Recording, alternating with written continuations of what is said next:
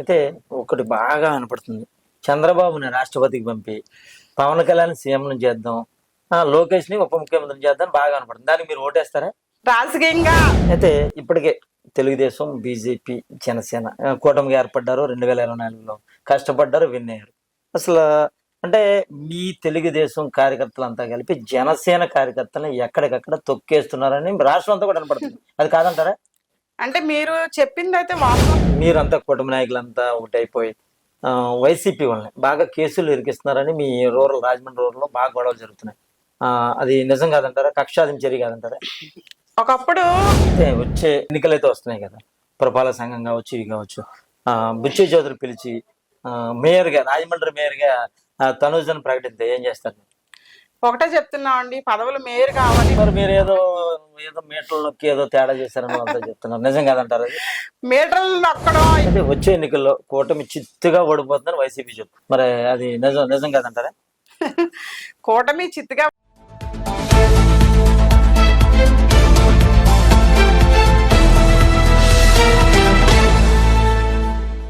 Welcome to Right Line Media. Thoorpu Godavari జిల్లా తెలుగుదేశం అధికార ప్రతినిధి పిల్ల తనోజుతో అసలు తెలుగుదేశం పార్టీ ఎలా ఉంది, భవిష్యత్తులో తెలుగుదేశం పార్టీకి ఎన్ని సీట్లు రాబోతున్నాయి, జనసేనతో సఖ్యత ఎలా ఉందో ఆమె మాటలో తెలుసుకునే ప్రయత్నం చేద్దాం. నమస్తే అండి.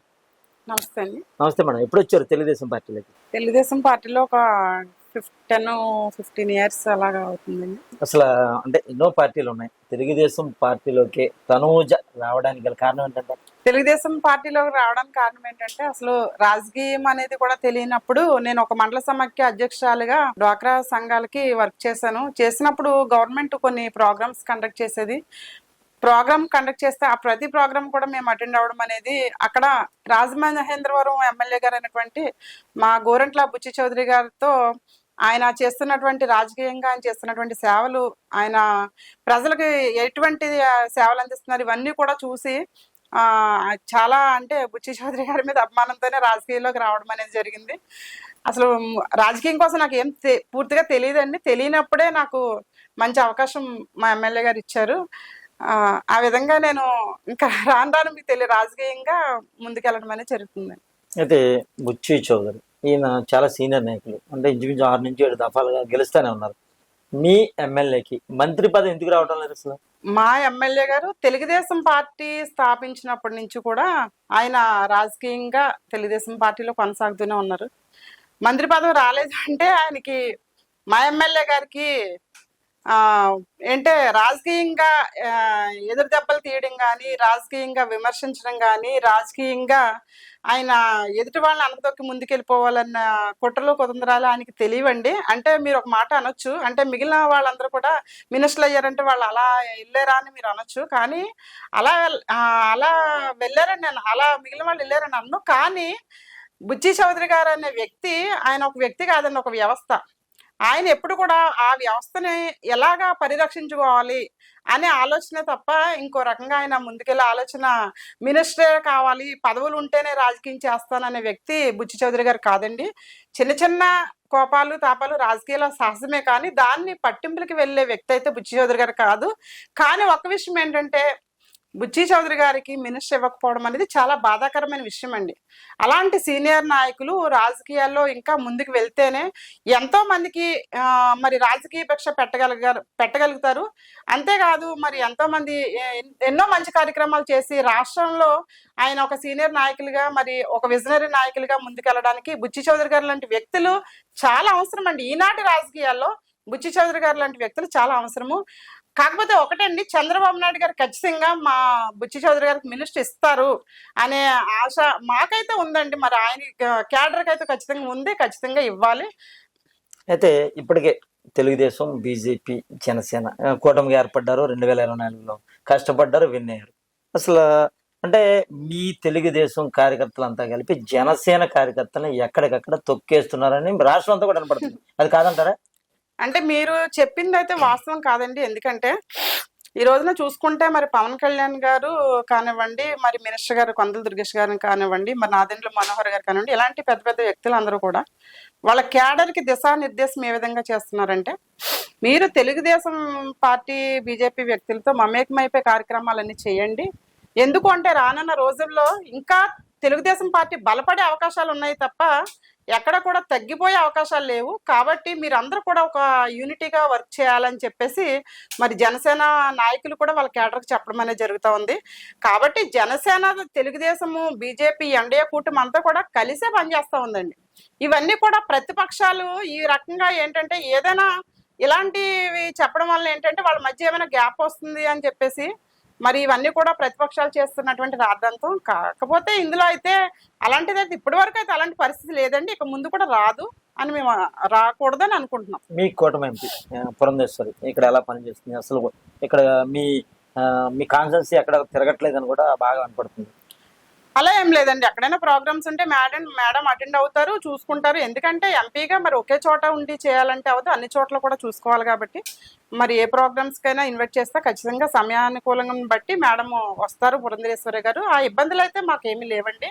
ఇది కూడా మరి ప్రతిపక్షాలు చేస్తున్నటువంటి విమర్శలుగానే మేము భావిస్తాం. అయితే మాజీ ఎంపీ భరత్ బాగా ఇక్కడ పనులు చేస్తారు, పురంధేశ్వరి ఏమీ పట్టించుకోవట్లేదు అనేది బాగా వినపడుతుంది. అది కాదంటారా? మాజీ ఎంపీ భరత్ పనిచేశారు అంటే అండి, ఆయన అంటే ఇప్పుడు ఒక విషయం అండి, కొన్ని కార్యక్రమాలు మనం చేయాలని అనుకుంటాము.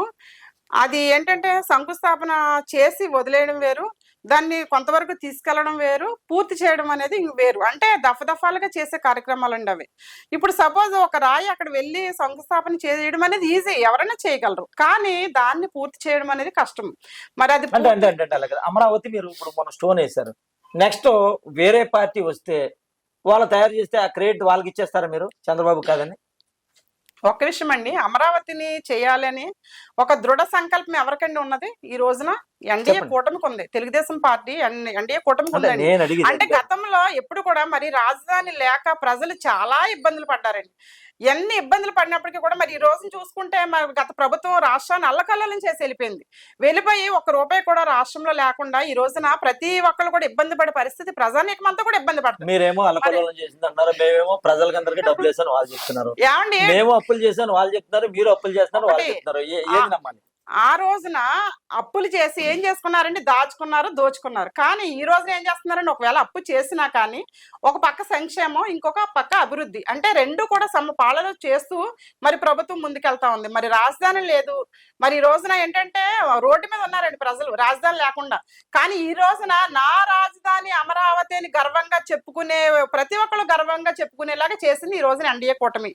మరి డబ్బులు అప్పు చేసైనా సరే, అంటే ఒక విజనరీ నాయకుడు ఏం చేస్తారండి, అప్పు చేసినా కానీ ఖచ్చితంగా గమ్యాన్ని చేరుకునేలాగే వెళ్తారు, అంతే కదండి. కాబట్టి ఏంటంటే రాజధాని ఖచ్చితంగా ఎన్డీఏ కూటమి కడుతుంది. మా చంద్రబాబు నాయుడు గారు రాజధాని పూర్తి చేస్తారు.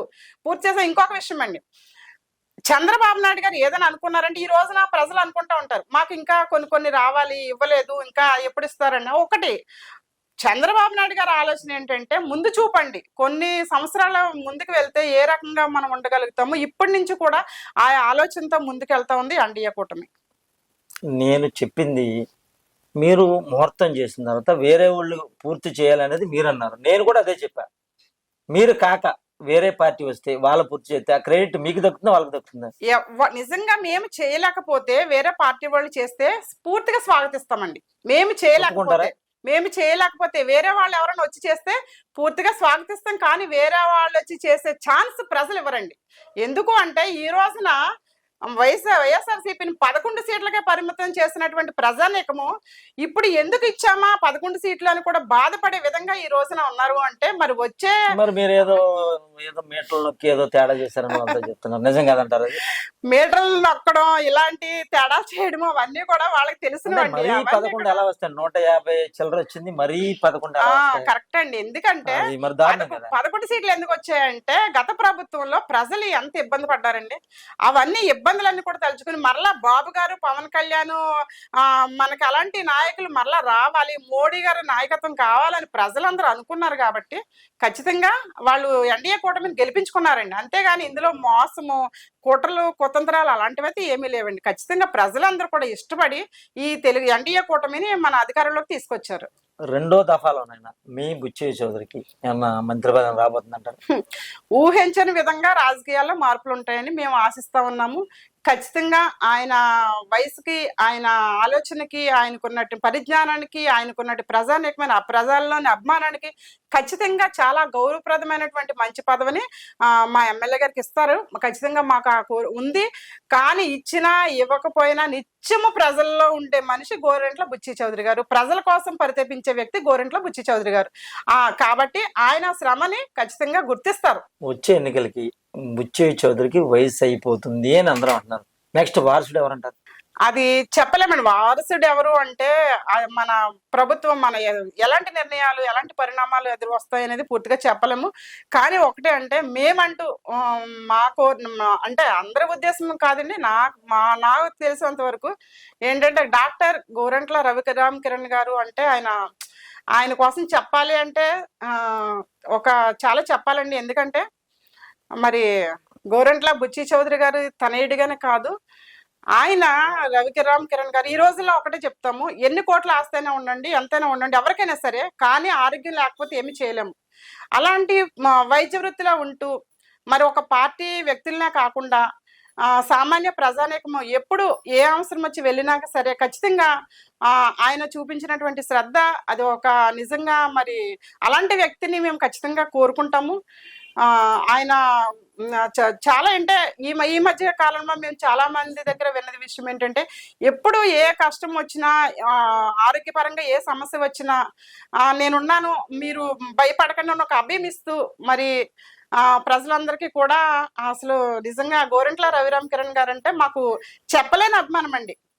ఆయన కోసం అసలు ఇంకా చెప్పలేమండి. ఎందుకంటే ఆయన ఒక వైద్య వృత్తిలో ఉంటూ అంటే రాజకీయంగా ఎదగాలనే తపన కాదండి ఆయనకి, ప్రజలకు మంచి చేయాలి, ఎవరికి ఏ కష్టం వచ్చినా సరే ముందుండాలని. ఉదాహరణకి ఒక విషయం ఏంటంటే, ఒక వ్యక్తికి బాగాలేదండి, మాకు తెలిసినంత ఒక వ్యక్తికి బాగాలేదు, మేము సార్ సలహా తీసుకున్నాం, సార్ ఏం చేయాలి అంటే ఆయన పేరు చెప్పట్లేదు, సార్ ఏం చేయాలి నీకు బాగాలేదు అంటే ఒకటే అన్నారు, ఆయన్ని వెంటిలేటర్ మీద పెట్టాలన్నారండి, వేరే హాస్పిటల్ తీసుకెళ్తే. అంటే ఈ రోజుల్లోనే కాదు, ఎప్పటి నుంచో చూసుకుంటే ఒక వ్యక్తికి బాగాలేదని హాస్పిటల్కి వెళ్తే పరిస్థితులు ఏ విధంగా ఉన్నాయంటే, ముందుగా లక్షలు ఫీజులు కట్టండి, కట్టిన తర్వాత ట్రీట్మెంట్ చేస్తాము అనే పరిస్థితి ఈ రోజుల్లోనే కాదు ఎప్పుడు ఉన్నా. కానీ ఈయన ఏంటంటే ముందు ఆ వ్యక్తికి ఆరోగ్యం ఏ విధంగా మనం అందించాలి అన్న ఆలోచనలోనే చూస్తారు. మరి అలాంటి వ్యక్తి మరి రాజకీయాల్లో ఇంకా వస్తే బాగుంటుందని ఆశపడుతున్నాం.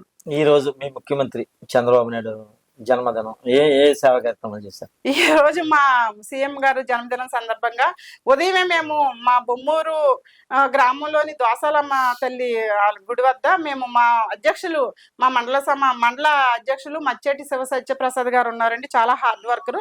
ఆయన ఆధ్వర్యంలో మరి మా సీఎం గారికి మేము పూజలు అవి చేయించాము, ఆయన ఆరోగ్యంగా ఉండాలి అని చెప్పేసి.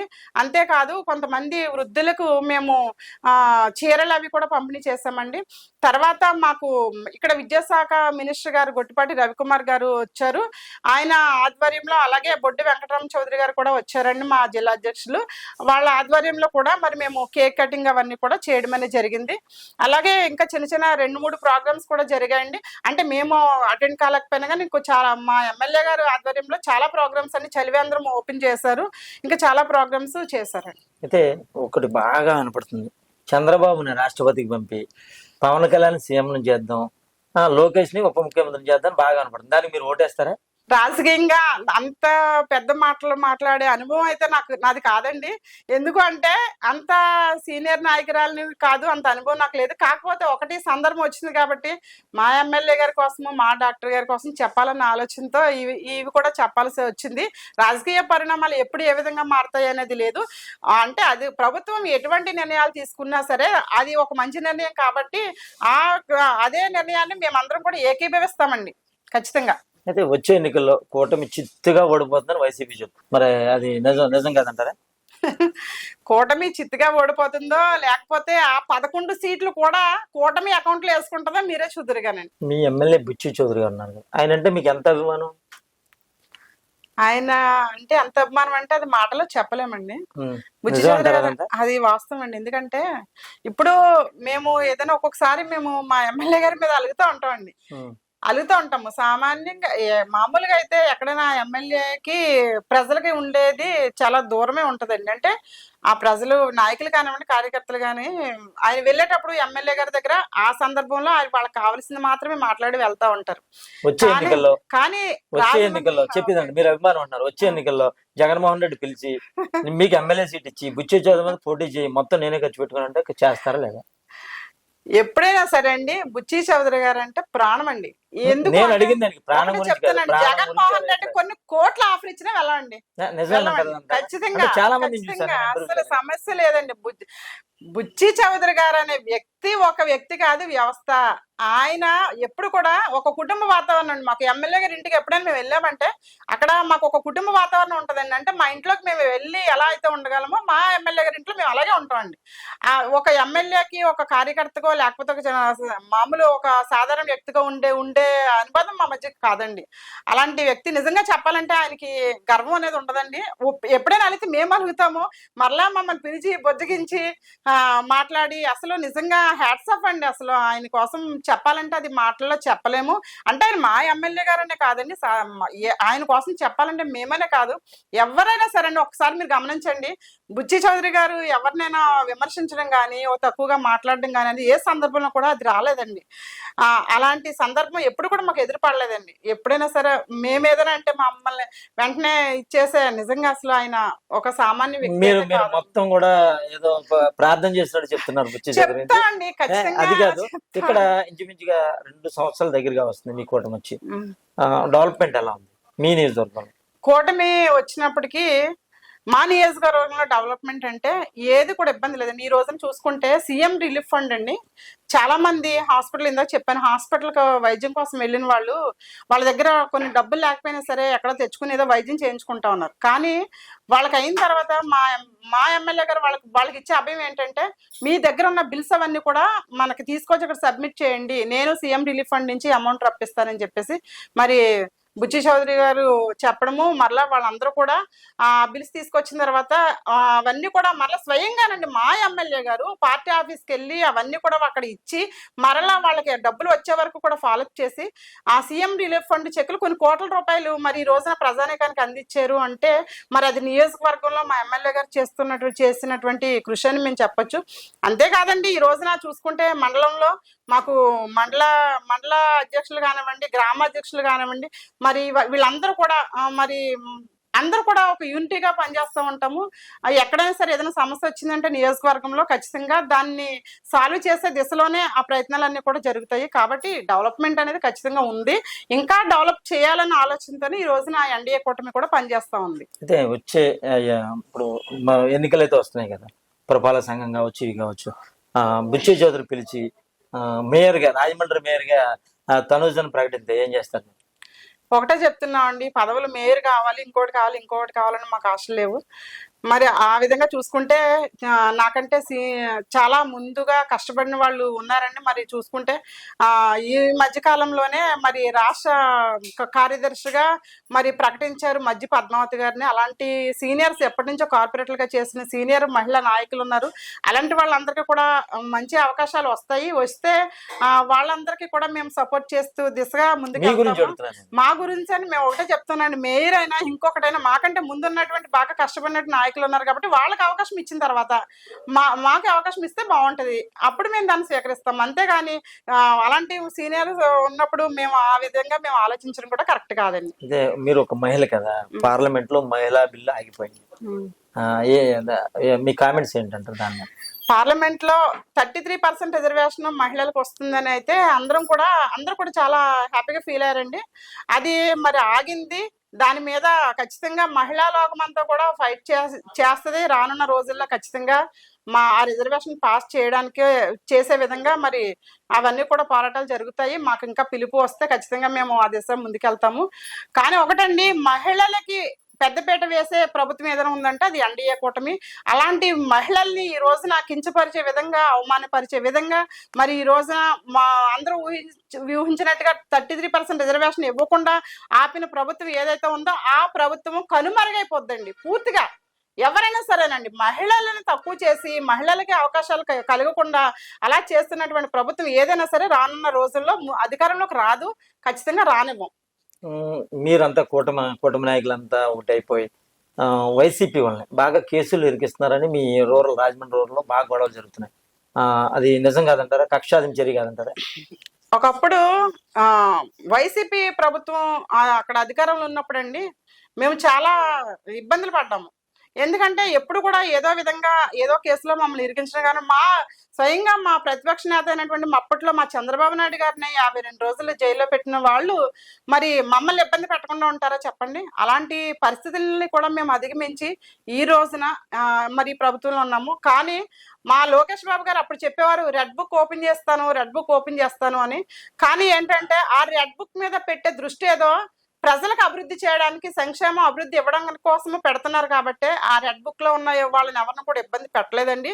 ఆ పరిస్థితి వస్తే ఈ రోజు జైళ్ళన్నీ నిండిపోతాయండి. ఎక్కడ ఖాళీ ఉంటాయి చెప్పండి? మొత్తం అందరూ కూడా జైల్లో కూర్చుని ఉండాలి. కానీ ఏంటంటే ఎవరైనా సరే ఒకటే చెప్తారండి, మా బాబు గారు కానివ్వండి, మిగిలిన నాయకులు కానీ ఒకటే చెప్తారు, అది వైసీపీయా లేకపోతే ఇంకో గవర్నమెంట్, ఇంకో ప్రభుత్వ పథకాలు అనేవి అందరికీ అందాలి. ప్రభుత్వం అంటే ఒకటండి, కుల మత పేద ధనిక భేదం లేకుండా ప్రతి ఒక్కరికి కూడా అన్ని కూడా అందాలి అన్న ఆలోచనతోని ఎన్డీఏ కూటమి. మాకు పార్టీ ఇచ్చిన ఆదేశాలు కూడా ఏంటంటే ఎవరైనా అది వైసీపీ వాళ్ళని చెప్పేసి వాళ్ళని పక్కన పెట్టద్దు, వాళ్ళకి ఖచ్చితంగా వాళ్ళు అర్హులు అనుకుంటే ఏ ప్రభుత్వ పథకాలైనా సరే వాళ్ళకి అందాలి అనేసే మాకు ప్రభుత్వం నుంచి కూడా మాకు దిశానిర్దేశం ఎప్పటికప్పుడు చేస్తానే ఉంటారు. చంద్రబాబు అరెస్ట్ చేసినప్పుడు జైలుకి వెళ్ళారా చూడగానే? మరి వెళ్ళామండి. బాబు గారు రాజమండ్రి జైల్లోనే ఇక్కడే ఉన్నారు కాబట్టి మేము 52 రోజులు కూడా మేము నిరాహార దీక్ష కార్యక్రమాలు కూడా చాలా చేపట్టామండి. ఎప్పటికప్పుడు మేము జైలు వరకు వెళ్ళేవాళ్ళం, కానీ దగ్గరికి లోపలికి వెళ్ళేంత అవకాశాలు అయితే మాకు ఇవ్వలేదు. చాలా ఇబ్బందులు పెట్టారండి మమ్మల్ని. మేము వెళ్ళేవాళ్ళం, అక్కడే కూర్చునే వాళ్ళం, వచ్చేవాళ్ళం, ఎన్ని ఇబ్బందులు ఎదుర్కొన్నా కాబట్టి ఎన్ని ఉన్నా కానండి ఆయన ఏంటంటే ఒక చక్కగా అంటే మచ్చలేని మకుటం లేని మహారాజులా ఆయన బయటకు వచ్చారండి బాబు గారు. మరి ఆ రోజున చూసుకుంటే ఒక ఆంధ్ర రాష్ట్రంలోనే కాదు, తెలంగాణ రాష్ట్రంలోనే కాదు, ఇతర దేశాల్లో కూడా చంద్రబాబు నాయుడు గారికి మద్దతు ఇచ్చారండి. ఎందుకు అంటే ఆయన మీద అలాంటి తప్పు, ఆయన్ని ఎన్నో కేసులు ఇరికించారు, కానీ ఏమైందండి ఆయన ఒక్క కేసు కూడా అన్ని కూడా తప్పు అనుకున్నారు కాబట్టి ఈ రోజున మరి ప్రజలందరూ కూడా మరలా ఆయన సీఎం స్థానంలో కూర్చోబెట్టారంటే చంద్రబాబు నాయుడు గారు ఒక నిబద్ధత, నిజాయితీ ఏ విధంగా ఉంది అనేది కళ్ళకు కట్టినట్లుగా ప్రజానీకానికి అందరికీ కూడా అర్థమవుతా ఉందండి. అయితే మొన్న ఎలక్షన్ లో వెంటిలేటర్ మీద ఉన్న టీడీపీని పవన్ కళ్యాణ్ ప్రాణం పోసాడని చెప్పుకుంటారు, అది నిజం కాదంటారా? పవన్ కళ్యాణ్ గారు కూడా నిజంగానండి ఆయన టీడీపీకి ప్రాణం పోసారు అనే కంటే ఖచ్చితంగా చంద్రబాబు నాయుడు గారు ఒక ఆయన వ్యక్తిత్వం, ఆయన లక్షణాలు పవన్ కళ్యాణ్ గారికి నచ్చాయి కాబట్టి ఆయన జైలుకి వెళ్ళి నేను ఉన్నాను అని ఒక భరోసా ఇచ్చారండి. ఆ భరోసా ఇవ్వడము ఈ రోజున పవన్ కళ్యాణ్ గారు అభిమానులు కానివ్వండి, మరి జనసేన నాయకులు కానివ్వండి, ఎవరైనా సరే ఒక ముందు నాయకుడు, ఇప్పుడు ఒక కుటుంబంలో ఒక పెద్ద వెళ్ళే దారి మంచిదైతే తర్వాత మిగిలిన దారి పిల్లలందరికీ కూడా భవిష్యత్తు ఏర్పడుతుందండి. అదేవిధంగా అక్కడ నాయకుడు అంత సమర్థత కలిగిన నాయకుడు కాబట్టే పవన్ కళ్యాణ్ గారు ఏం చేశారండి, ఆ నాయకుడికి అందరూ కూడా ఆ నాయకుడినే కోరుకున్నారు కాబట్టి పవన్ కళ్యాణ్ లాంటి వ్యక్తి కూడా మరి ఆ రోజున రాజమండ్రి వచ్చి మీకు నేను ఉన్నాను అని నిజంగా పవన్ కళ్యాణ్ గారు అలా చెప్పినప్పుడు మేమందరం కూడా చాలా హ్యాపీగా ఫీల్ అయ్యామండి. నిజంగా చాలా మంచి వ్యక్తి అండి పవన్ కళ్యాణ్ గారు. ఆయనకి మేమే కాదు అందరూ కూడా పవన్ కళ్యాణ్ గారికి ఎప్పుడు రుణపడి ఉంటామండి. ఎప్పుడు మారుతున్నారు పార్టీ మీద? పార్టీ మారే ఆలోచనలు మాకు ఎప్పుడు లేవండి. చాలా మందిని వింటానే ఉన్నాను. అలాగే నేను ఈ రోజు ఇంటర్వ్యూ చేస్తే మన్నాడు మారిపోయిన వ్యక్తులు కూడా చాలా మందిని చూసా, అది మహిళలు కావచ్చు, పురుషులు కావచ్చు. రాజకీయాల్లోకి వచ్చి ఏదో సంపాదించాలి లేకపోతే ఏదో చేయాలి అనుకునే వాళ్ళు పార్టీలు మారే ఆలోచనతో ముందుకెళ్తారండి. కానీ మేము ఒకటే మంచి నాయకులు కావాలని కోరుకున్నాం.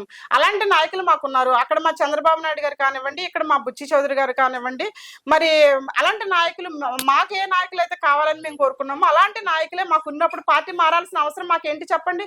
అలాంటి ఆలోచనలే లేవండి. అలాంటి దానికి అసలు ఛాన్సే లేదు. ఎందుకంటే మేము చిన్న కార్యకర్తలమని మా ఆలోచన.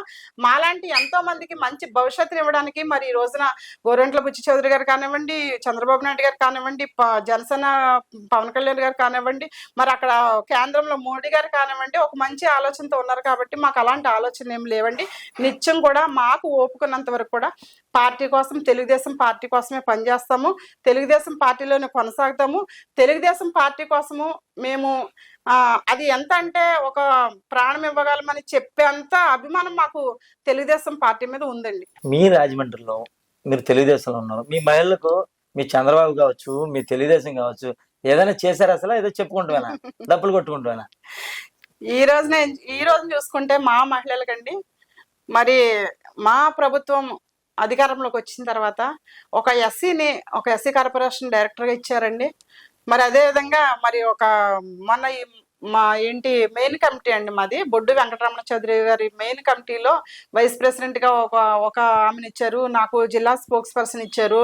అదే విధంగా మరి రీసెంట్ గా చూసుకుంటే మధ్య పద్మావతి గారికి మరి రాష్ట్ర కార్యదర్శిగా మరి మెయిన్ కమిటీలో అవకాశం ఇచ్చారు. ఇలాగ మహిళలకి అనేక పదవులు తెలుగుదేశం ప్రభుత్వం ఇస్తా ఉంది. ఇంకా ఇవ్వాలి, వాళ్ళతో ఇంకా మనం ముందుకు తీసుకెళ్లాలి మహిళలనే ఆలోచనతోనే ఈ రోజు నా ప్రభుత్వం పనిచేస్తా ఉంది. కాబట్టి 33% రిజర్వేషన్ కి పూర్తి ఆమోదం మా ప్రభుత్వం తెలిపి ఖచ్చితంగా వాళ్ళకి అవకాశం ఇవ్వాలని చెప్పేసి ఇంకా పోరాటం కొనసాగించే ఆలోచనలోనే ఉంది.